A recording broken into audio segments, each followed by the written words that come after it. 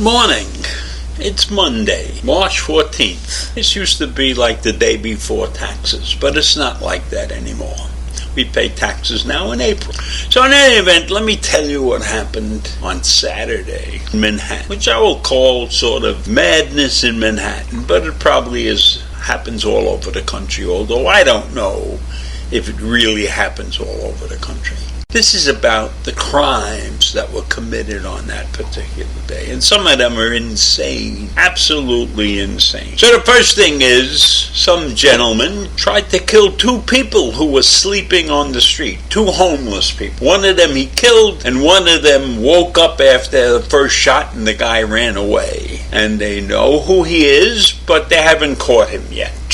So that's the first thing that happened. We have some guy who's running around and shoots homeless people on the street while they're asleep. But that's not the only crazy thing that happened on Saturday. And this thing happened at the Museum of Modern Art. And you can probably see exactly what happened if you go to YouTube, because I saw the video. Some guy with a knife hopped over the front of the counter, the entrance counter at the Museum of Modern Art, and tried to stab the two people working there, a man and a woman. And there was another gentleman on the other side who threw things at him to get him to stop stabbing, but he didn't stop stabbing. He was stabbing these people. Now why? Why was he stabbing them? Why did he go into the Museum of Modern Art? Turns out he was there to see a movie, but they wouldn't let him enter because of previous events that took place there. A historic place, a place I have been to many, many times when I was a young man. Even when I was an old man, I went there to look at the paintings. It's a beautiful building, and it was designed by the famous architect, and I can't remember his name now. And the man and the woman were running around behind the desk trying to get away from him. But they managed to get away. And then he came out and he ran after them. But he had to leave. He had to leave. And the police know who he is. A 60-year-old man. Can you believe that? A 60-year-old man. And he's still on the loose. And the police identified him as Gary Cabana. He was caught on the security camera at the front desk. That's how they know who he is. And say, according to the story, he was angry after his membership was revoked because of two previous incidents of disorderly conduct in recent days. So this guy, this is not the first thing he's done. He's done other things that have upset people. So why wasn't this guy taken into custody and given some mental help? No, he's running loose on the streets and he's stabbing people in the Museum of Modern Art. This article, they had a picture of him and a picture of the two people who were stabbed being escorted out of the museum to ambulances. They were on those carts that they carry patients around with. They were being wheeled out to the ambulances. But they looked to be okay. They looked like they weren't seriously injured, although I'm sure mentally they really have a lot to overcome now. And then we have this 28-year-old man, Steven Zonjunk, and the police say he's originally from Florida. And what he did took place a couple of days before the incidents on Saturday, punching out Asian women.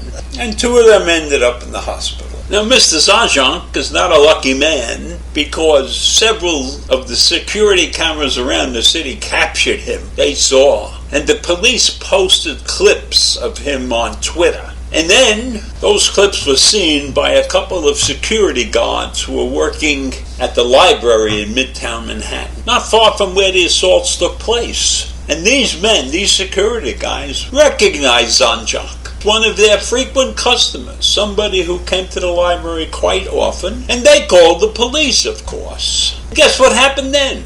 Shortly after, an hour or two later, Sanjak shows up at the library, and he goes into the bathroom and locks himself in the bathroom. And the security guards called the police. And the police showed up, and they arrested Sanjak. So, you see the madness that goes on in the city? You cannot believe it. You cannot believe these stories. Sanjak was charged with 7 counts, 1 for each victim. The charge was assault as a hate crime, or attempted assault as a hate crime, aggravated assault, aggravated harassment, a couple of different charges, but all of them in the category of hate crimes. These are the kinds of things that happen in New York City, I bet, on a regular basis. But it seemed to me that these things were so far off the wall that they were worth a rant.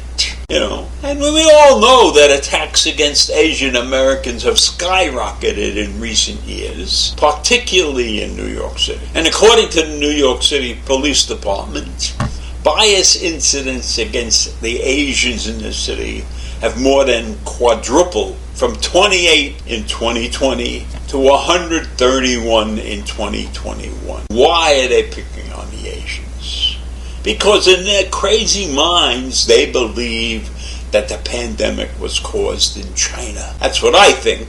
So I can see no other reason for it. Maybe that and the fact that the Asians work very hard and take up a lot of space in our premier high schools. Maybe that has something to do with it also. So we ought to get together and work harder, perhaps. But in any event, those are 3 instances of the madness that's going on around us in New York City. So I leave you with that this morning, and have a great day. Bye.